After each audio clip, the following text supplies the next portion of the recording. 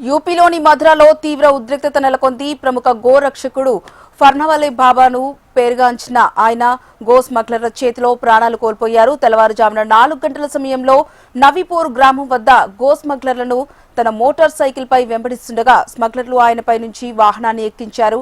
ఈ ప్రమాదంలో బాబా అక్కడికక్కడే మృతి చెందారు. ఈ ఘటనతో ఆగ్రహించిన గో రక్షక దళాలు స్థానికులు ఢిల్లీ ఆగ్రా హైవేను దిగ్బంధించారు.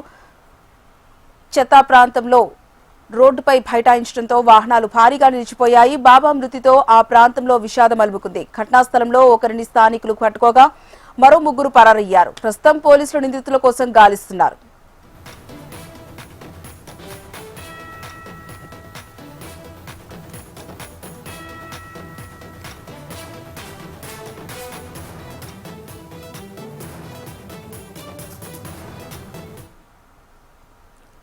యూపీలోని మధురలో తీవ్ర ఉద్రిక్తత నెలకొంది. ప్రముఖ గో రక్షకుడు ఫర్నవాలే బాబాగా పేరుగాంచిన ఆయన గో స్మగ్లర్ల చేతిలో ప్రాణాలు కోల్పోయారు.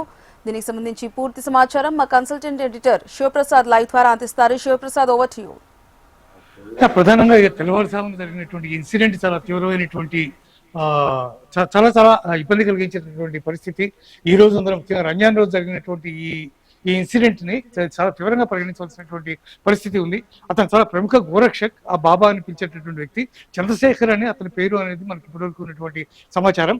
ఈ చంద్రశేఖర్ చేసినటువంటి ఈ ప్రయత్నం అక్రమంగా గోవులు తీసుకుని కబేళాకి తరలించేటటువంటి ప్రయత్నం చేసినప్పుడు ఆ వ్యాన్ మొత్తాన్ని కూడా అతను వెంబడించాడు. దాదాపు తెల్లవారుజామున 4-4:30 ప్రాంతంలో మోటార్ బైక్ మీద చాలాసేపు దాదాపు ఒక 3.5 కిలోమీటర్ల పాటు ఈ రేసింగ్ జరిగింది. ఇద్దరి మధ్య కూడా ఇతను దాన్ని ఆపడానికి ట్రై చేశాడు. వ్యాన్ ముందు వెహికల్ ఆపి ఈ వ్యాన్ ని ఆపడానికి చేసినటువంటి ప్రయత్నంలో ఆపకుండా అతన్ని గుద్దించేశారు వాళ్ళు.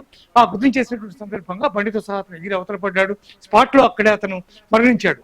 సో దీంతో ఒక ప్రధానమైనటువంటి వ్యక్తి, గోరక్షకుడు అనేటువంటి వ్యక్తి, చాలా ఫేమస్ అయినటువంటి వ్యక్తి, ఎప్పుడు గోవుల్ని కబేళాకి అక్రమంగా తరలిస్తున్నా కూడా వాటిని అడ్డుకునేటటువంటి వ్యక్తి.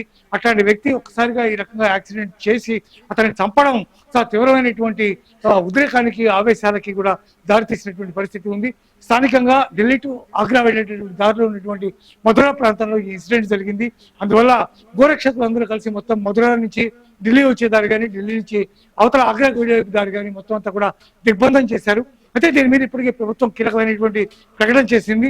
ఖచ్చితంగా ఎవరెవరైతే దీంట్లో ఈ అకృత్యానికి ఎవరైతే పాల్పడ్డారో వాళ్ళని ఖచ్చితంగా అరెస్ట్ చేస్తాం, చాలా తీవ్రంగా వాళ్ళని శిక్షిస్తామని చెప్పి ఇప్పటికే ముఖ్యమంత్రి యోగి ఆదిత్యనాథ్ అనౌన్స్ చేశారు. దానికి సంబంధించినటువంటిది అట్లాగే వెహికల్ కూడా స్వాధీనం చేసుకున్నారు.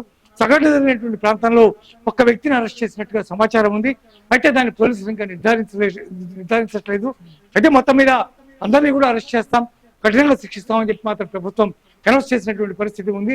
మొత్తం మీద రంజాన్ రోజు ఈ ఇన్సిడెంట్ జరగడం, అట్ ద సేమ్ టైం అక్రమంగా గోవులు కబేళాకి తరలిస్తుండగా పట్టుకోవడం ప్రయత్నం చేసినటువంటి వ్యక్తిని చంపడం, ఇవన్నీ కూడా తీవ్రమైనటువంటి ఉద్రిక్తతకు దారితీసే పరిస్థితి ఉంది. అందువల్ల మొత్తం యూపీ అంతా కూడా రెడ్ అలర్ట్ ప్రకటించారు. ఎక్కడ ఎలాంటి అవాంఛనీయ సంఘటన జరగకుండా అందరూ కూడా పోలీసులు అందరూ కూడా బలంగా గస్తీ కాస్తున్నటువంటి పరిస్థితి కనిపిస్తుంది. Right, thank you Sivaprasad.